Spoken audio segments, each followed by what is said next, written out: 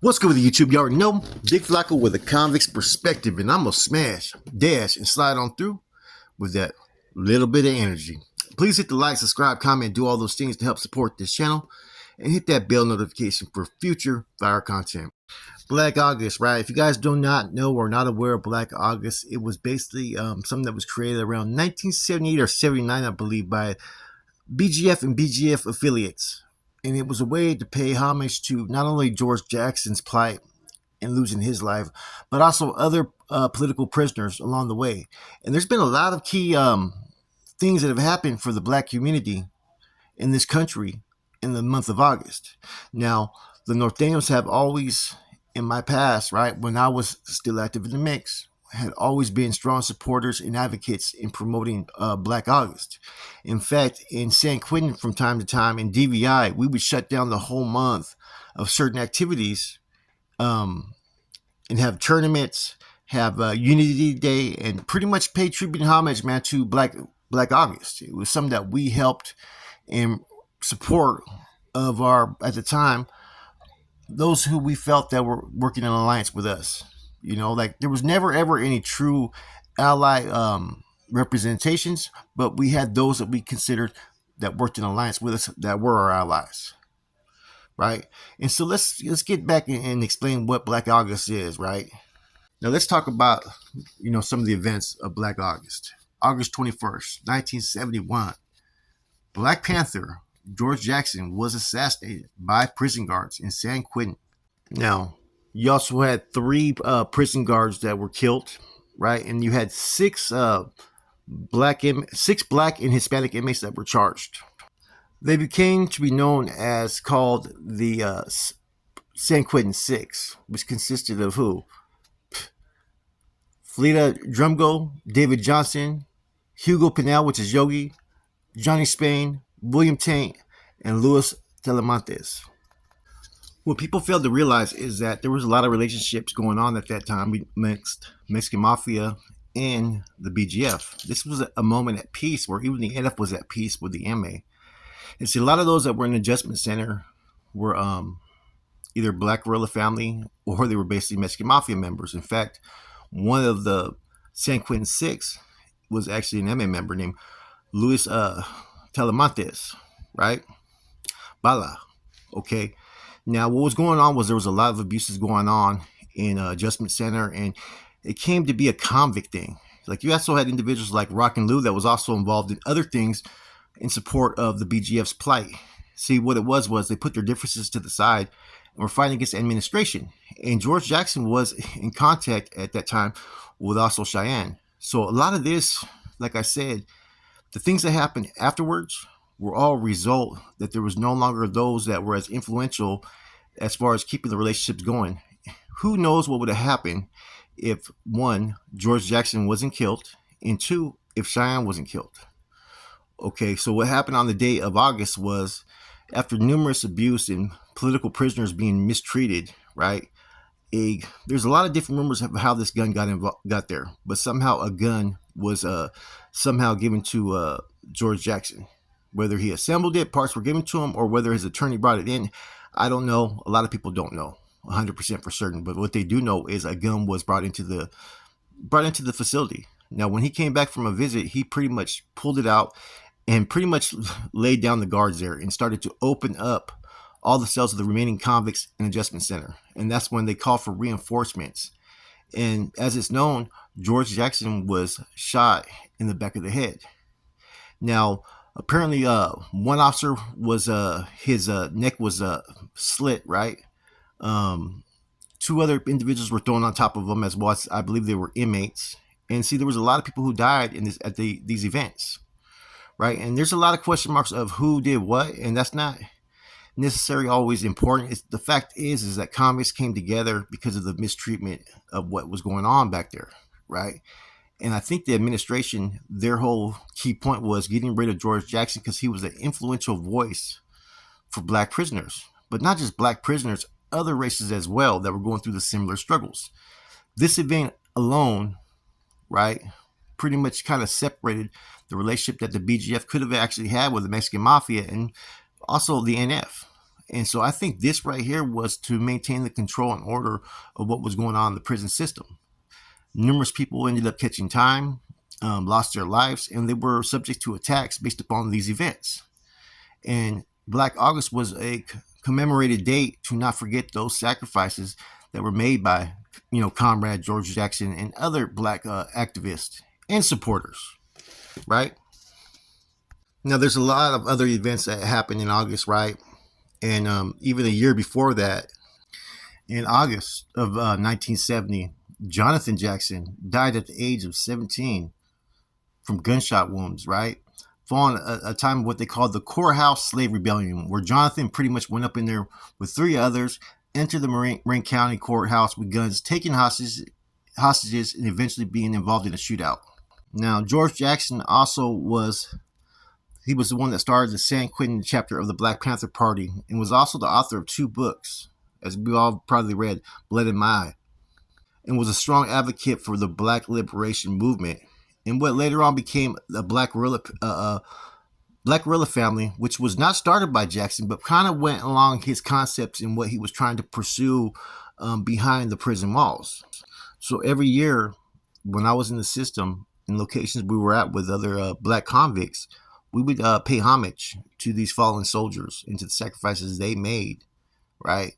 And not letting George Jackson's death go down in vain. Like, we would have tournaments, we would have Unity Day, and pretty much it was a way to show, the black comrades that assisted, like I said, the NF and later on North Daniels along the lines on numerous occasions. Like I said, there was a lot of worthy individuals that sat there and promoted unity and support for the North Daniels, NF, and BGF. So we when I say we, I'm talking about what I used to represent, which I still am never going to forget where I come from. And so, being a North Daniel, NF, whatnot, you had to learn things about your the history, about different radical movements, revolutionary beliefs, and ideologies, because the same struggles that were going along, that the Black Panthers, BGF faced, were the same struggles that the NF and later North Daniels were facing behind the wall, because the North Daniels were pretty much targeted a lot of times by the system as well. And so therefore we kind of identified and adopted a similar belief as the Black Guerrilla family at that time within the North Daniel movement. Now, for the black culture in general, August has always been a significant time for the Black American. It was the first group of enslaved Africans were brought to Virginia in 1619, I believe it was. In August of 1833, Slave Abolition Act was put in place, which pretty much abolishing slavery, which I believe allowed for like approximately 700 to 800,000, enslaved Africans all throughout the Americas, including South Africa and Canada, to be free. In 1955, in August, right, was the date that 14-year-old Emmett Till was brutally murdered by a group of white men in Mississippi. And believe it or not, it was August 28th, the same date that Martin Luther King Jr. gave his speech. I think it was 8 years later, I Have a Dream speech. And believe it or not, somewhat, I think it was about 45 years later, Barack Obama was basically given the nomination for the Democratic Party to run for presidency. So August has always been a key date to have so many different things that occurred in relation to the black community in the United States of America.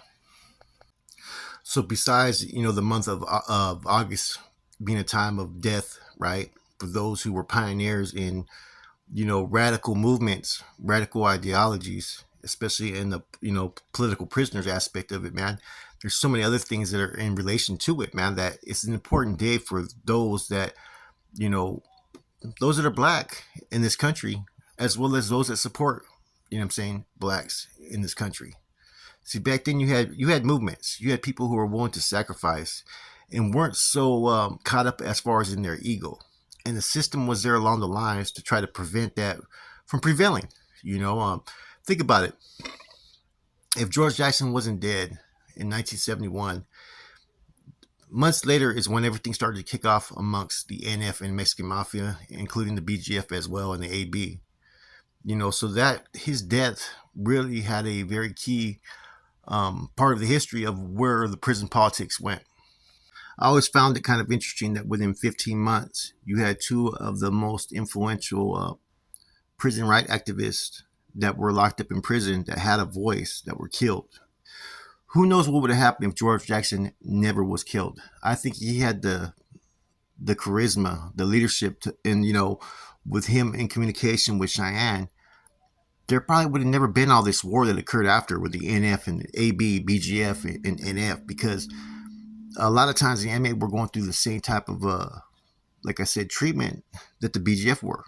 The MA was a very powerful organization at that time. The NF didn't become powerful till later on, right? And they were always at odds with each other as far as what the goals were. As you know, with Cheyenne and other MA members, they weren't all on the same page at that time. There was those that were out to try to be more, oppressive towards certain groups, power and control. Cheyenne's the one that started to have a different type of agenda. And so, like George Jackson, man, like I said, during that time era, they were probably two of the more influential people. Like Johnny Spain was as well. There's a lot of stuff that Spain versus, I think it was, who would Spain go against? There was a couple, for Kushner. Like, he was challenging the system over their treatment, man. And see, that's what led to these incidents and these riots that occurred at that time. Now, we got to remember, a lot of stuff also happened at this time before August. The Soledad brothers, they were charged with the death of a guard. There's a lot of different discrepancies about what really happened at that time, because that officer's death was allegedly retaliation for shooting 3 black inmates. See, the blacks really had a hard time back in the 60s and 70s, because not only did they have to face these prison organization groups, prison gangs, right, that had the assistance of the guards, but also the guards as well. Now, I think with everything that's going on in the system, with the current riot between blacks and Southsiders, and the dissension and division, and some of the negativity I see in the comments, right, I think it's important for us to try to reflect back to these crucial times, man. And Black August is something that you can kind of reflect towards, whether you're Sudanian, North Daniel, black or whatnot, and remember history, because the system has always wanted everyone to be at war with each other. As long as black and brown can't get along, black and black can't get along, and brown on brown can't get along, there's no threat for them to come together. Because when they come together, look at the results of the end all hostilities. When all convicts came together, they're all off the shoe because of that. So you don't think that the system doesn't want these wars to happen, doesn't want these battles, this division, all the shit talking, all the stupid stuff that we've seen that's been occurring, based upon some people's inability to get along. So like I said, man, there was people that were from all sides that were trying to pursue the rights for all prisoners, man. Like, I know 2 medals that were pretty much, there around that time, Rock and Lou and Bala, who were supporting the BGFs at times, getting off with guards. Why? Because they all had a common enemy. And as long as there's a common enemy, all convicts can get together and pursue one goal. And I think that's really important at this time, because there's been a lot of hard work to get where these convicts are today. And there's no reason to throw it all down the drain for someone's ego and whatnot, man. And, some of the comments I see, on these videos, there's a lot of division. There's a lot of dissension, right? And these are people that some of them have never even walked the yards. They forget what the struggle's about, or don't even know what the struggle's about. Just go back to your history and look at this. And I think Black August is a key date, especially for, if you're a Black American in this country. It's important to know your history, to know what has happened, especially if you're in the system, because there was a lot of individuals, like I said, man, who pioneered that path that have pretty much been forgotten by a lot of people. And, I'm all for in support of, like I said, Raza, getting along with Raza, especially when it's for a righteous cause, man. But I'm also supportive of black and brown getting along as well, because I can't forget some of the relationships that I had with a lot of different individuals. Villain from Compton, Seville, right? Man, had my back when we was in Corcoran Shoe, man. Straight up. In a pod, I was the only North Daniel in the pod. Cats like Boo Rogers. Johnny Benson, man. Me and JB, Johnny Benson, we was down south in Akili from Inglewood. He was a young BGF cat that was in there for a stabbing in CMC. I was there when he was fucking facing this case, and we were both young and striving. He was previously a Damu that became a Jama. These are all dudes, man, I have working relationships with, man, and I don't forget things like that. Just because there's some individuals that don't want to get with the program, and they're not as some groups are not as organized or disciplined or take care of their own, so be it. Because there has been those that have been worthy in understanding what the struggle is about. And I think this is a topic that to each his own, and I think it's a real important time period right now is to recognize that this is Black August and to learn what Black August is all about. Because when you really do some research into it, you're going to be shocked that there was actually medals that were in support of BGF during this time. With that said, it's your boy Flacco. To all, everybody out there, it's a day to pay homage. Not just to the fallen guerreros, right, during that time of the 70s, but also those that have fought for, equality and against the injustice of a fucked up system, man. With that said, I'm gone.